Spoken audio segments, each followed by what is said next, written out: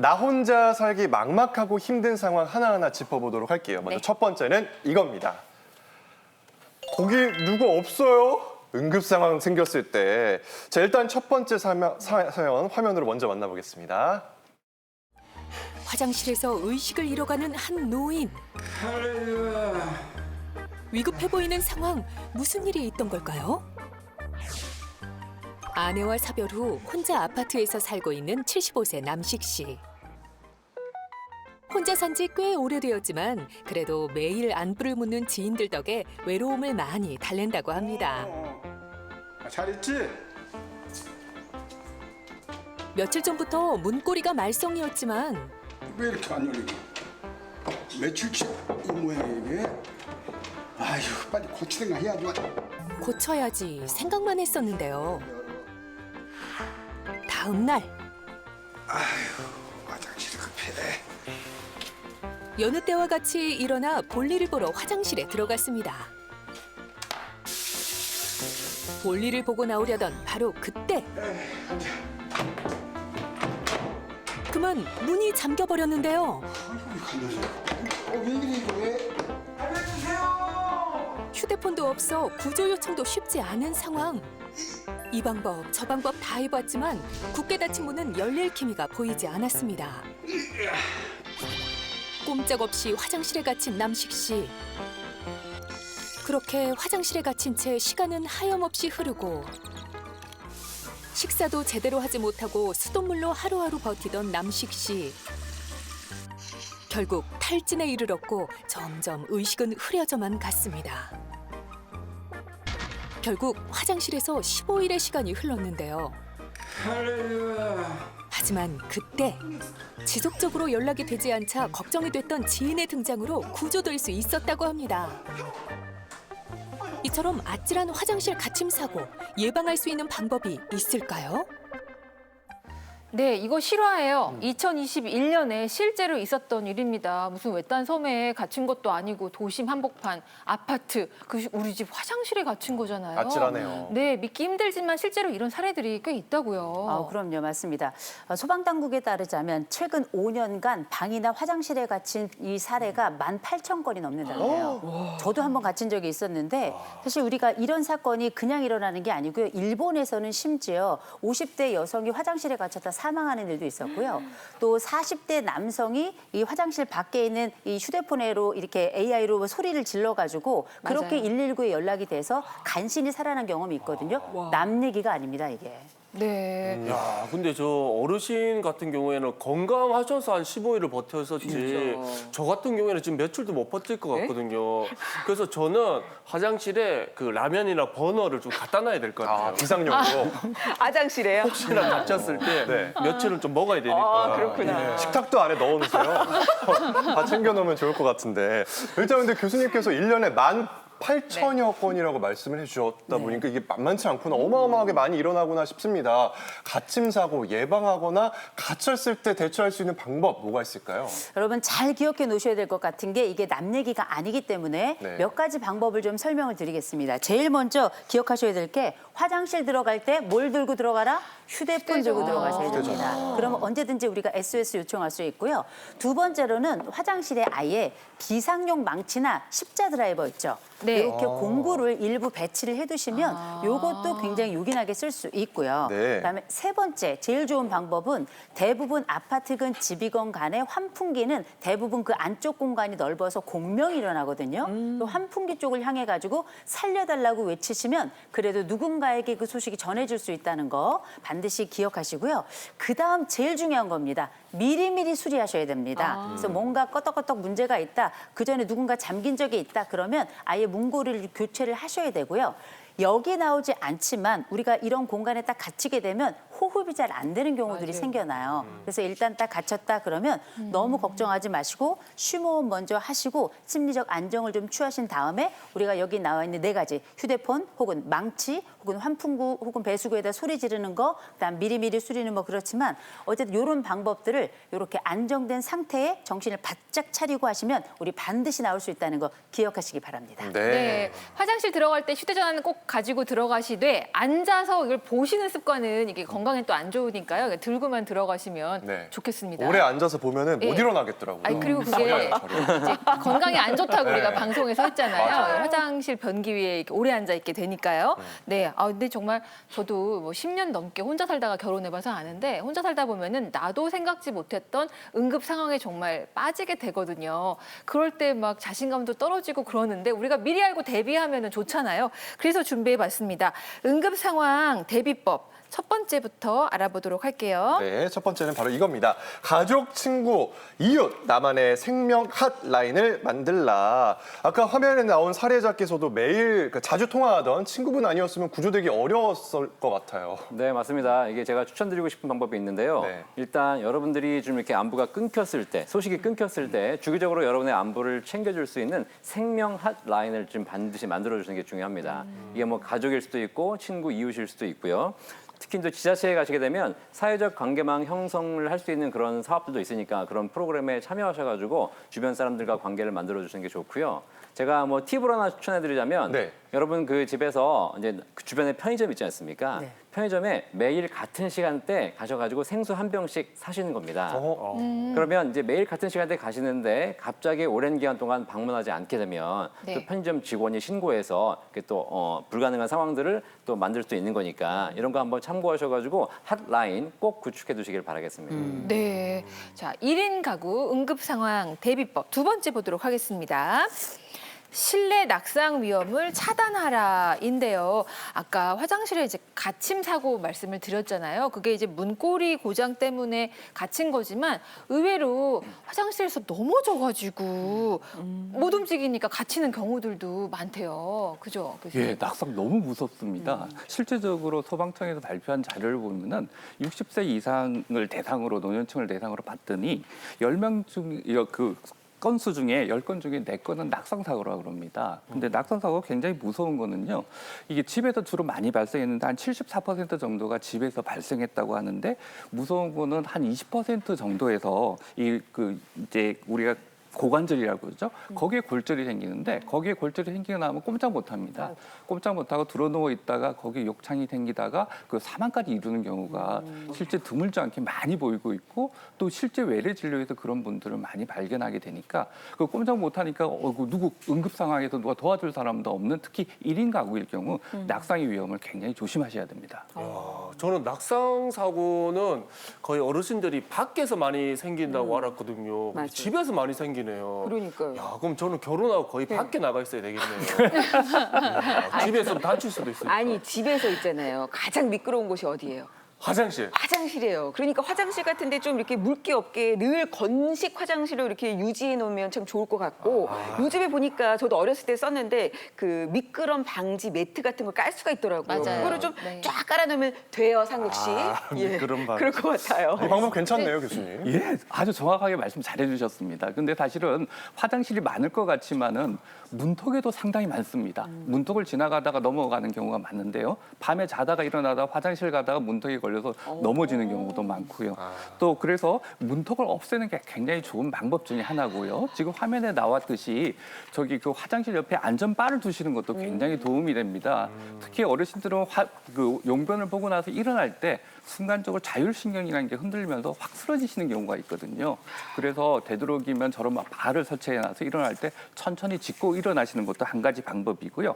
또 다른 방법 중에 하나가 미끄럼 방지 패드나 미끄럼 방지 스티커 같은 것들이 있습니다. 저런 것들을 그 밑에 두시면 좋은데요. 실제적으로 저게 굉장히 큰 역할을 발휘하는 경우가 많습니다. 제가 근무했던 한 병원에 의사 선생님이신데 그 아침에 출근 안 하시는 거예요. 나중에 봤더니 일어나시다가 50대신데 저기서 넘어지신 거예요. 근데 마저 혼자 계셔가지고 큰일을 당하셨거든요. 네. 그래서 항상 조심하셔야 됩니다. 의사들도 생기는 일들이니까요. 저도 그래서 저희 친정어머니가 병원 때문에 저희 집 오실 때는 늘 그 욕실에 미끄럼 방지 매트 준비했다가 깔아드리고 그랬거든요. 네. 이용해 보시면 좋을 것 같습니다. 네. 저희 오늘 생방송 중에 상담해드리는 거 알고 계시죠? 필요하신 분들 전화 주세요. 저희 최인혜 변호사, 이승아 심리 상담사 이 두 분께서 지금 전화 상담해주고 해주고 계신데 네. 전화번호 한 번만 더 안내해 드릴게요. 서울 전화 02-368-1171 1172번입니다. 우리 이재성 아나운서가 한 번 더 읽어주실까요? 네, 02-368-1171, 1172 두 대의 전화가 준비되어 있습니다. 많은 전화 상담 보내주시기 바라겠습니다. 자, 이어서 1인 가구 응급 상황 대비법 세 번째 살펴보도록 할게요. 지자체 1인 가구 돌봄 서비스를 활용하라라고 나와 있는데요. 어떤 서비스가 있나요? 자, 우리가 지금 홀몸 어르신들이 200만이 넘습니다. 앞으로 홀몸 어르신들 훨씬 더 늘어나게 될 텐데 그러면 이게 그냥 살아가는 것이 아니라 실질적으로 지자체나 정부에서도 굉장히 여러 준비를 많이 하고 있거든요.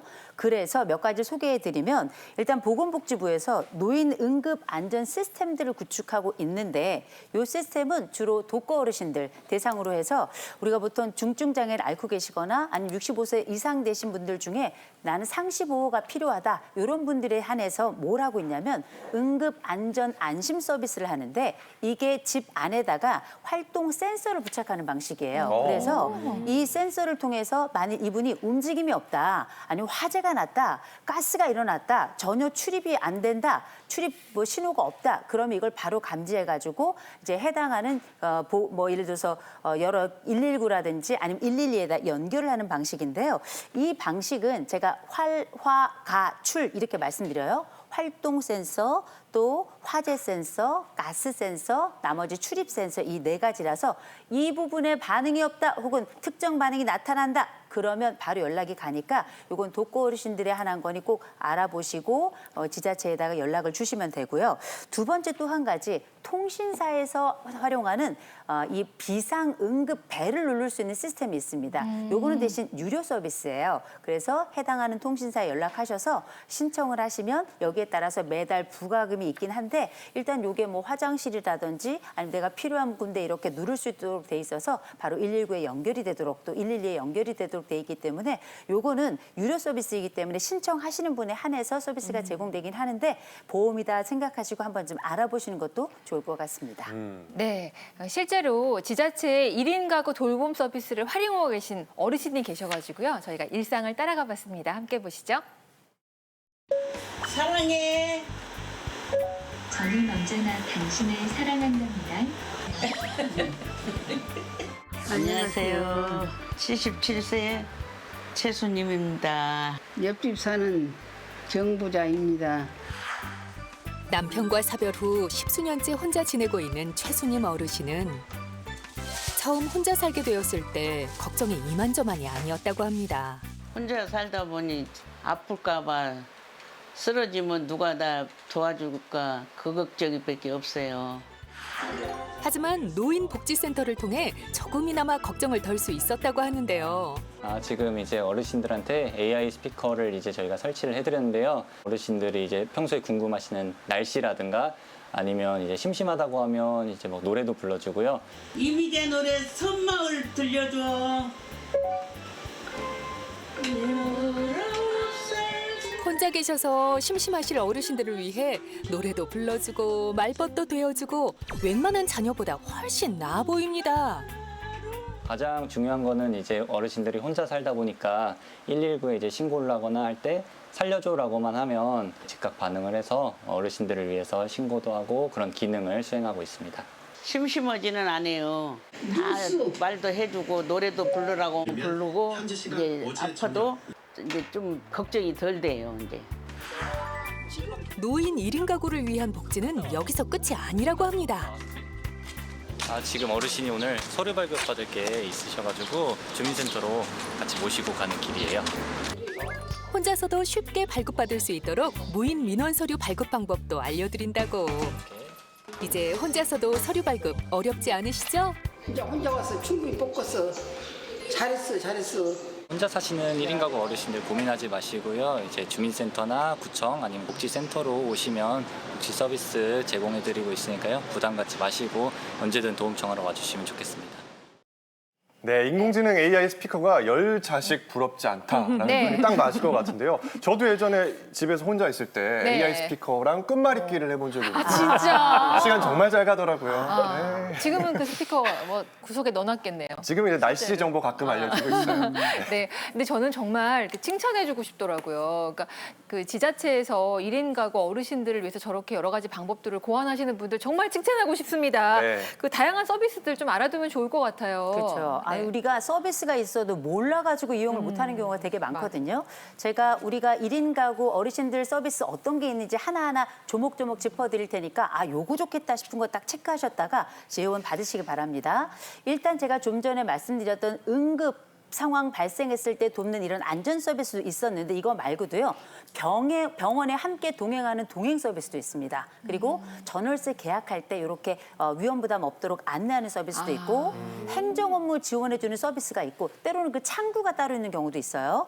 그리고 건강한 밥상 지원 서비스도 있고 아까 말씀드렸던 응급 상황 지원 서비스도 있어요. 그리고 우리 조금 전에 영상 보셨죠? 거기 보시면 AI 스피커가 나랑 놀아도 주고 얘기도 나누고 이런 쌍방향 소통을 하는데 거기다 대고 위기 상황이 있다. 그럼 어떻게 살려줘.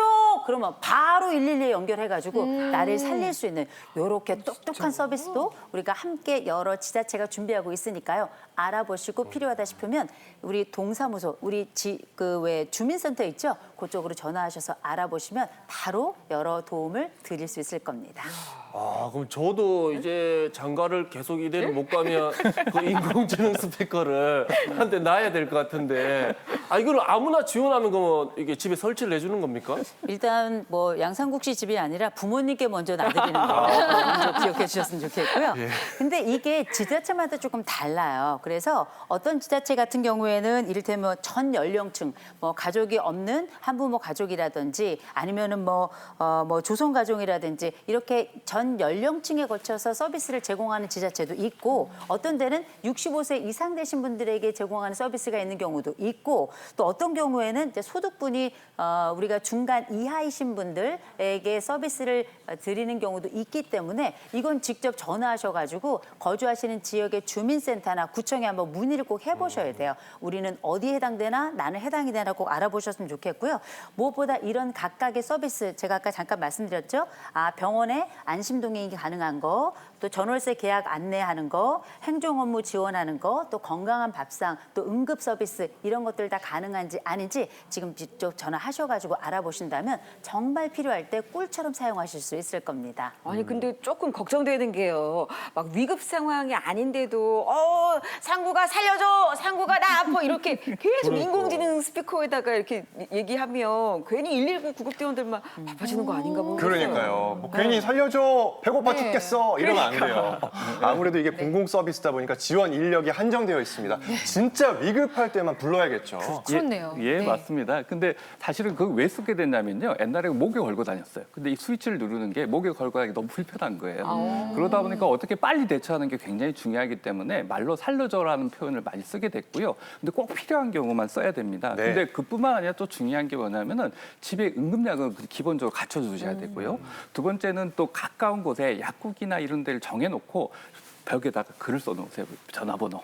그다음 평소에 먹던 약에 알레르기나 부작용이 있다 그러면은 그것도 써놓으면은 누군가 급하게 돌아왔는데 잘못해서 약을 먹이거나 다른 일을 하게 되면 큰일 나잖아요. 그래서 그런 걸 벽에 좀 써놓으시면은 여러 가지 도움을 많이 받을 수 있겠죠. 네.